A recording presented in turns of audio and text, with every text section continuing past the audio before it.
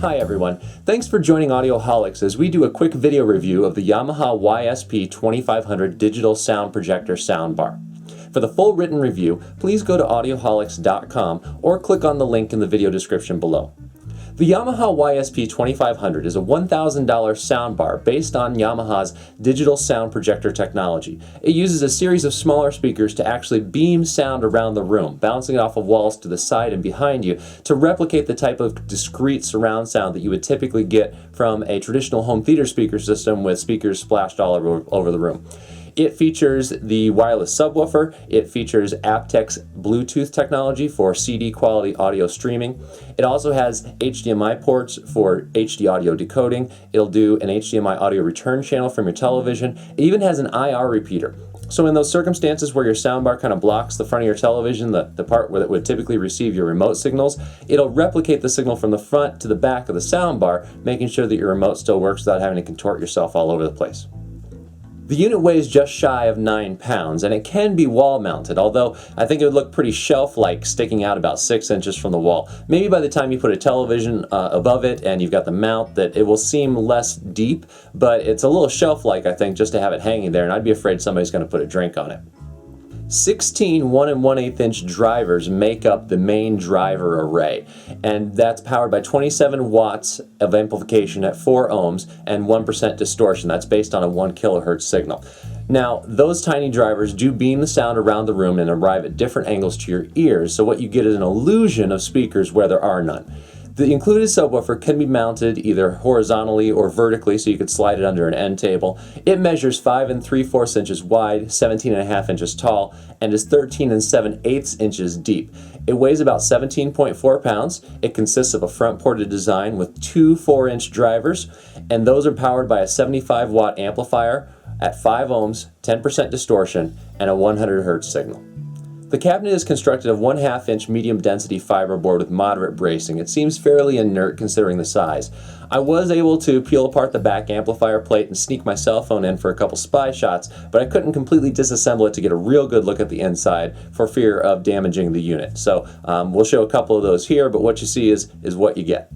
Setup was very simple. I simply connected the main unit and the subwoofer to a power source. I powered everything up. They connected to each other wirelessly, although a wired connection is available, and everything seemed to work just fine. We've got full range sound. We're up and running.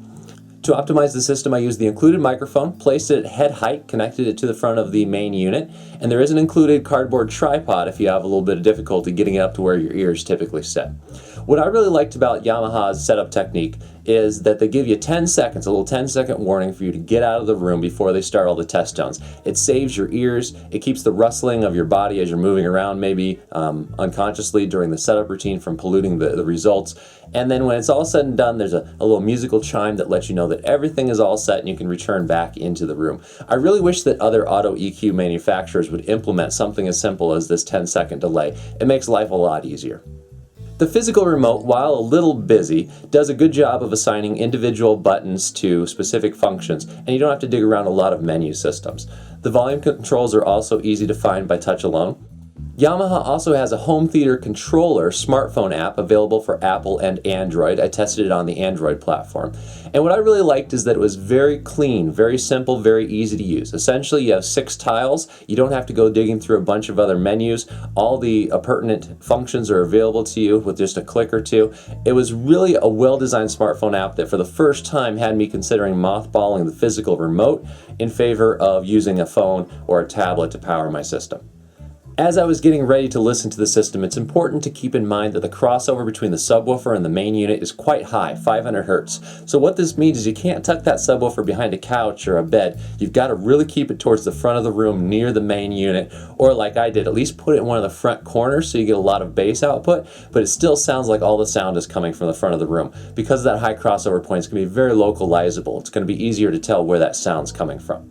I tested the YSP-2500 in a couple different rooms. My primary room is a very large room. It's connected to a kitchen, it's open, it has a tall vaulted ceiling, and really this is not the best room for a system like the Yamaha sound projectors. They need a smaller rectangular room so that they have a place to bounce the sound off the walls, so that the smaller subwoofer isn't overpowered by the volume of the room. So I found that my smaller dens or my bedroom, specifically I have a bedroom that's about 12 by 14 feet, that was the best environment to really showcase how well this system can do with mimicking a full surround system in a small compact package. For listening, I watched a couple different movies, including The Wolf of Wall Street and The Dark Knight Rises. I also listened to some music. I listened to the latest album from My Brightest Diamond called This Is My Hand, and I also listened to Bjork's Post. Both of those albums have a lot of big, spacious stereo effects, and so I want to see how well they could be reproduced on this smaller soundbar unit. Now, there are several digital sound processing modes like Spectacle, Talk Show, and of course the infamous Jazz Club. Do yourself a favor, leave these off. They're fun for a quick gimmick for playing around, but when it comes to real listening, there's going to be very few people whose taste is going to be aligned with having some of these crazy reverb sounds going through their room. Instead, I would encourage you to stick with the three main modes: stereo, surround, and target.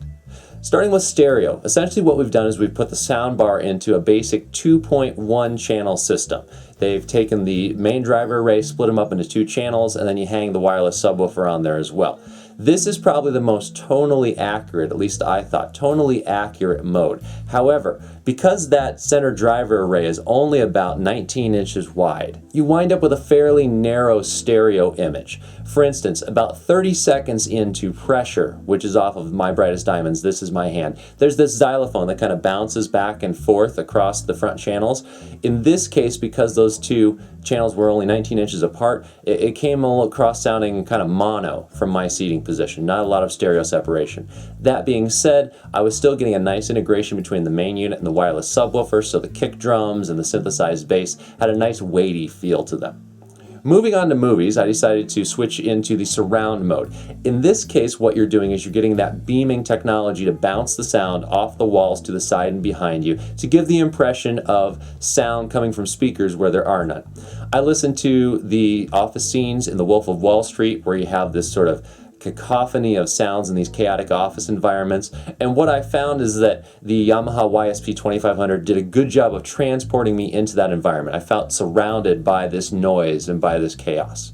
Finally, in target mode, what we have is a small, narrow beam of sound that is directed at your listening position. So let's say that you're sitting off center, you're sitting off into a corner of a room and dialogue is hard to understand. You can use this targeting mode to actually steer the sound towards where you're sitting. Another use for this feature might be if somebody's trying to sleep in another room and you want to limit the amount of sound that's being spread around the room. Instead, you want it focused only at the chair and nowhere else. These are both sort of fun, creative uses for this Yamaha digital sound projector technology, but in reality, I found that the tonal output was so skewed, it just wasn't all that pleasant to listen to. If you're just trying to get sound into a kitchen off at the corner, just crank the thing up. If you're trying to not wake up people sleeping around you, I'd probably recommend just a set of headphones, because at the end of the day, the target mode just wasn't pleasant to listen to. Stick with either surround or the plain stereo mode. In conclusion, if you've been looking to get the most authentic surround experience that you can out of a single soundbar, odds are you've investigated Yamaha's sound projector technology. The Yamaha YSP-2500 brings this technology down to the critical $1,000 price point. It's very popular with consumers to try to get a whole system for under $1,000, and this allows you to do that. The Yamaha YSP-2500 presents an accuracy and dynamic sound reproduction that I would say is on par with similarly sized 2.1 soundbars. I think that what the Yamaha does better than anybody else that I've heard is really create those discrete surround effects that are directional, so it's not just sort of a wash of diffused sound around you, but instead it sounds like these cues, the explosions, the flyovers, the voices, the door knocks, whatever it is, are coming from someplace specifically in direction. Make no mistake, a surround bar is never going to sound as good as a dedicated 5.1 speaker system. But at the end of the day, if you're looking for something compact, if you're looking for something to give you a sense of a surround environment where you may not be able to splash speakers all around the room, the Yamaha sound projector technology in the YSP-2500 is an excellent showcase for just how good surround sound from a soundbar can be.